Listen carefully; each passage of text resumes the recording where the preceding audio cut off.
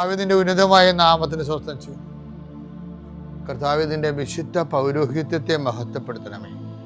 കർത്താവ് സഭയിലുള്ള സാന്നിധ്യം പ്രകടമാക്കണം. 40 വർഷം ഞാൻ അർപ്പിച്ച കൃപാന്റെ യുഗതിയാണ്. കൃപാസ്ഥാനത്താറെ ജീവനോടെ പ്രത്യക്ഷപ്പെട്ട മാതാവിന്റെ മധ്യസ്ഥത്താൽ ഞാൻ മക്കളെ ഈശോ നാമത്തെ ആശീർവദിക്കുന്നു. സാമ്പത്തികമായ ബാധ്യതകളാൽ വലിയ ജപ്തി നടപടിയൊക്കെ വരാൻ പോകുന്നവരും എന്നിട്ട് അതിലൂടെ കടന്നു പോകുന്നവർ അവർക്ക് എത്രയും വേഗം ഒരു പോംവഴി കിട്ടാൻ പരിശുദ്ധ മാതാവ് ആശ്രയിക്കട്ടെ. പലതരത്തിലുള്ള അപകടങ്ങൾ, ആക്രമണങ്ങൾ അനുഭവിക്കുന്നവർ, ജലജീവികളുടെയും വിഷജന്തുക്കളുടെയും ആക്രമണങ്ങൾ പെട്ടിരിക്കുന്നവർ കർത്താവിൻ്റെ രക്തം അവരെ തിളക്കപ്പെടുകയും ഇതോടുകൂടി അവരുടെ രോഗങ്ങൾ വിട്ടുമാറുകയും യേശുനാമത്തിൽ പ്രാർത്ഥിക്കുന്നു. കർത്താവ് ഇന്ന് യാത്ര ചെയ്യുന്നവരെ അവരുപയോഗിക്കുന്ന രേഖകൾ, ഓരോ രേഖകളെയും ഞാൻ കർത്താവിന് സമർപ്പിക്കുന്നു. നിങ്ങളുടെ സർട്ടിഫിക്കറ്റുകൾ, പ്രമാണങ്ങൾ, പാസ്പോർട്ടുകൾ, നിങ്ങളുടെ അപേക്ഷാ ഫോമുകൾ, നിങ്ങളുടെ ബാങ്ക് രേഖകൾ കർത്താവ് സ്പർശിക്കട്ടെ. ഇതുമായി കടന്നു പോകുന്നത് ഇതൊന്നും നഷ്ടപ്പെടാതിരിക്കാൻ കർത്താവിൻ്റെ വിശുദ്ധ മുദ്ര വെക്കട്ടെ.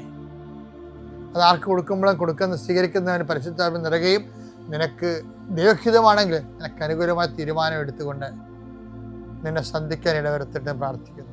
നിന്റെ കൃഷിയിടങ്ങളെ കർത്താവ് അനുഗ്രഹിക്കട്ടെ. മത്സ്യത്തൊഴിലാളികളുടെ അവരുടെ ജീവിത മേഖലകളിലെ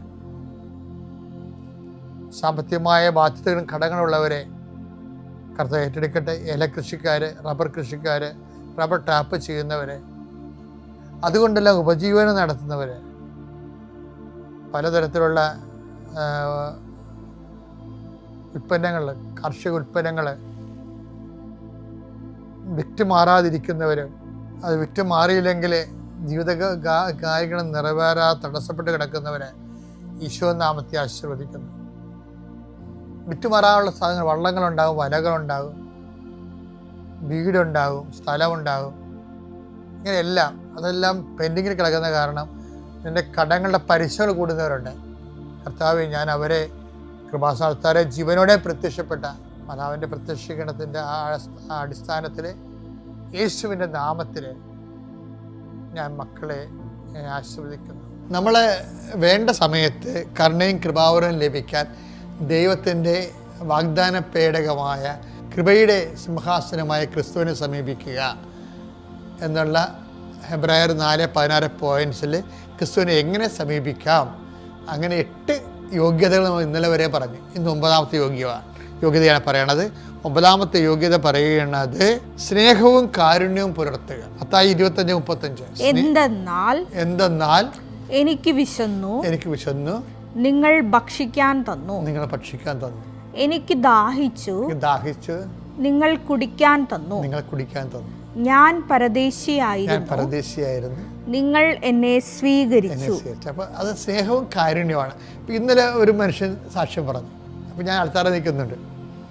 ഇപ്പോൾ പറയണത് എൻ്റെ കാരുണ്യ പ്രവൃത്തി എന്ന് പറഞ്ഞുകൊണ്ടല്ല, എനിക്ക് പുള്ളി സ്വന്തമായിട്ട് പറയണതാണ്, എനിക്ക് മനസ്സിലായിരിക്കണത് ആൾക്കാർക്ക് ഭക്ഷണം കൊടുക്കുക എന്നുള്ളതാണ്. പുള്ളിക്ക് എങ്ങനെയാണ് മനസ്സിലായിരിക്കണത്? അതുകൊണ്ട് ഞാൻ വിശക്കുന്നവരെ കണ്ടുപിടിച്ച് ഭക്ഷണം കൊടുക്കും. അപ്പോൾ എൻ്റെ മനസ്സിൽ തോന്നി ഞാൻ അത് ആൾക്കാരെ കേൾക്കുമ്പോൾ എനിക്ക് മനസ്സിൽ തോന്നിയിടേ, ഞാൻ ഈ ഹോട്ടലുകാരോട് ശരിക്കും പറഞ്ഞാൽ എന്തൊരു നന്ദി ഉണ്ടാകുന്നറിയാമോ? നിങ്ങൾക്കറിയാമല്ലോ, ഏറ്റവും ക്ലേശകരമായൊരു ജോലിയാണ് ഹോട്ടൽ ജോലി. വെച്ചാൽ രാത്രി 3 മണിക്ക് എഴുന്നേൽക്കണം, എല്ലാം സെറ്റ് ചെയ്യണം, പിന്നെ കിടക്കണ ചില ആൾക്കാർ 11 മണിയാവും. ഈ നാട്ടുപുറങ്ങളിലെ ഹോട്ടലിലൊക്കെ ഈ നിയമങ്ങൾ ഈ രീതിയിൽ തന്നെ പോണത്. കുറേ എണ്ണം ഇങ്ങനെ എല്ലാ സമയത്തും ഇങ്ങനെ മുണ്ടുകൊടുത്ത് കയ്യിൽ നിറച്ച് ചെളിയും പറ്റിച്ച് നിൽക്കണ കാണാം. കരി പുരണ്ട് നിൽക്കണ ജന്മങ്ങളാണ് ശരിക്കും. 30,000 രൂപ കിട്ടുമായിരിക്കും, അത്രേ ഉള്ളൂ. ഞാൻ എന്താ പറയുക, അതല്ല പ്രശ്നം. ഇത് സേവനം, ഭയങ്കര സേവനം എന്ന് വെച്ച് കഴിഞ്ഞാൽ ഭയങ്കര സേവനമാണ്.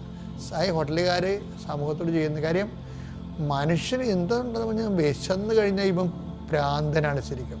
ആൾക്കാരിങ്ങനെ ഹോട്ടലിൻ്റെ വാതിൽ അത് ചില ബന്ധു സമയത്തൊക്കെ ചില പെട്ടുപോകുമ്പോൾ ഞാൻ പലയിടത്ത് പെട്ടിട്ടുണ്ട്. ഞാനൊരിക്കൽ ആദ്യം പെട്ട 1984 ഞാൻ ഡൽഹിയിൽ ചെന്ന്. ഡൽഹി ഞങ്ങളെ അന്ന് അച്ഛൻ പട്ടം സ്വീകരിക്കാൻ പോകുന്ന എല്ലാവരും ഓൾ ഇന്ത്യ ടൂറിന് പോയതാണ്. അപ്പം അങ്ങനെ ട്രെയിനിൽ പോയി ഞങ്ങളെല്ലാം ഡൽഹി ചെന്ന്. ഡൽഹി ചെന്നിട്ട് എനിക്ക് 3 ദിവസമായില്ലേ ഇവിടുന്ന് പോയിട്ട്, എനിക്കൊരു തുള്ളി ചോറ് കിട്ടണില്ല. എന്നിട്ട് എനിക്ക് വല്ല വഴിയറിയോ? ഡൽഹി ചെന്നിട്ട് ഇവരൊക്കെ ഇഷ്ടമുള്ളതൊക്കെ തിന്നുകൊണ്ടവർ ചപ്പാത്തി എന്തെങ്കിലുമൊക്കെ ബ്രെഡൊക്കെ വാങ്ങിച്ച്. എനിക്കാണെങ്കിൽ എൻ്റെ തല കറങ്ങണം. ഞാൻ ചോറ് തിന്നാത്തൊരു ദിവസം ഉണ്ടായിട്ടില്ല. ഇന്നൊക്കെ ഞാൻ ഇപ്പോൾ ചപ്പാത്തി കഴിക്കണ്ടേ. അപ്പോൾ ഞാൻ എന്ത് ചെയ്യുന്നറിയോ, ഡൽഹിയിൽ ഈ ഒരു 2 കിലോ രാത്രി, നിങ്ങൾ ഓർക്കണം, രാത്രി 1 മണിയോ ആയിട്ടുണ്ട്. ഡൽഹിയിൽ കൂടി ഞാൻ ഒറ്റക്ക് പോയി എന്താണെന്നറിയാമോ, മലയാളി ഹോട്ടൽ എവിടെയെങ്കിലും ഉണ്ടോ, മലയാളി ഹോട്ടൽ. അവസാനം ഈ രാത്രി 2 മണിക്ക് ഒരു മലയാളി ഹോട്ടൽ കണ്ടുപിടിച്ച്. ഞാൻ തളർന്നു കേട്ടോ. വഴിയൊന്നും അറിയാൻ പാടില്ലേ, വെറുതെ ഇത് നിവൃത്തിയില്ലാതെ വിശന്നിട്ട് പോണതാണ്, വേറെ ഒന്നും കഴിക്കാൻ തോന്നുന്നില്ല. അപ്പോഴവർ ചെന്നപ്പോൾ ഞാൻ അവരോട് പറഞ്ഞു, എനിക്ക് ചോറ് ഉണ്ടോയെന്ന് ചോദിച്ചു. അപ്പോൾ പറഞ്ഞ് എല്ലാ പരിപാടിയും കഴിഞ്ഞു, കാലിയായി, ചെമ്പിൻ്റെ അകത്ത് ഇത്തിരി ചോറ് കിടപ്പുണ്ടെന്ന് പറഞ്ഞു. അപ്പോൾ എനിക്ക് ഭയങ്കര സന്തോഷമായി. അവർ കറിയൊന്നുമില്ല, ഡാളും ചോറും കുറച്ച് പച്ചരിച്ചോറും തണുത്ത പച്ചരിച്ചോറും കുറച്ച് പരിപ്പ് കറി എനിക്ക് തന്നു. അപ്പോൾ ഞാനത് കഴിക്കുമ്പോൾ, പച്ചരിച്ചോറ് ഞാൻ അങ്ങനെ കഴിക്കത്തില്ല, പക്ഷെ കഴിക്കാതെ നിവർത്തില്ല. അപ്പോൾ അത് കേരളത്തിൽ മാത്രമല്ല ഈ ചാക്കരി കുത്തരി ചോറുള്ളൂ, എല്ലായിടത്തും പച്ചരി ചോറല്ലേ, തമിഴ്നാട് എല്ലായിടത്തും. അപ്പോൾ അതുകൊണ്ട് എല്ലാം പച്ചരി ചോറാണ്. ആ പച്ചരി ചോറും പരിപ്പ് കറിയും കഴിച്ചപ്പോൾ എനിക്ക് വലിയ എന്തോ സംഭവം കഴിച്ച പോലെ തോന്നി. അത് കഴുകാൻ വെച്ച പാത്രത്തിൽ നിന്ന് എടുത്തോളൂന്നാണ് അവർ. മോശം സാധനമല്ല, നല്ല സാധനം തന്നെയാണ്. പക്ഷേ അപ്പം ഞാൻ ഓർത്തേ, ഈ 2 മണിക്ക് തുറന്ന് വെച്ച ഹോട്ടൽ അതൊരു സേവനമാണ്. ഇത്തിരി വറ്റ് എനിക്ക് വേണ്ടി സൂക്ഷിച്ചു തന്നിട്ട് അത് തന്നത് ഒരു സേവനമല്ലേ. പക്ഷേ ആ കാര്യം എന്തായാലും ഇപ്പം ഇയാൾ ഇന്ന് സാക്ഷ്യം പറഞ്ഞത് ശരിയല്ലേ. ഒരു മനുഷ്യൻ ഒരു മനുഷ്യന് ആഹാരം കൊടുക്കുന്നതിനേക്കാൾ വലിയ, ഇപ്പം അമ്പലങ്ങളിലൊക്കെ എഴുതിയിട്ടുണ്ടല്ലോ, അന്നദാനം മഹാദാനം എന്ന്. എനിക്ക് കുറച്ച് എക്സ്പീരിയൻസ് ഒക്കെ ഉണ്ട്, ഞാൻ പറഞ്ഞാൽ ശരിയാത്. എൻ്റെ കുഞ്ഞുനാളിലുള്ള എക്സ്പീരിയൻസാണ്, ഞാൻ പഠിക്കണ കാലത്തുള്ള.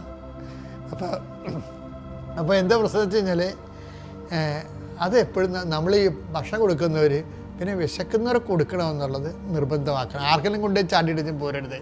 കയ്യിൽ നിന്ന് കാശ് കൊടുത്ത് മെഡിക്കൽ കഴിവർക്ക് കൊടുക്കുകയും ചെയ്യരുത്. നിവൃത്തിയില്ലാത്തതിനെ കണ്ടു കൊടുക്കണമെന്ന്. സ്നേഹവും കരുണയും ഉണ്ട് അതിൻ്റെ അകത്ത്. പിതാവിൻ്റെയും പുത്രൻ്റെയും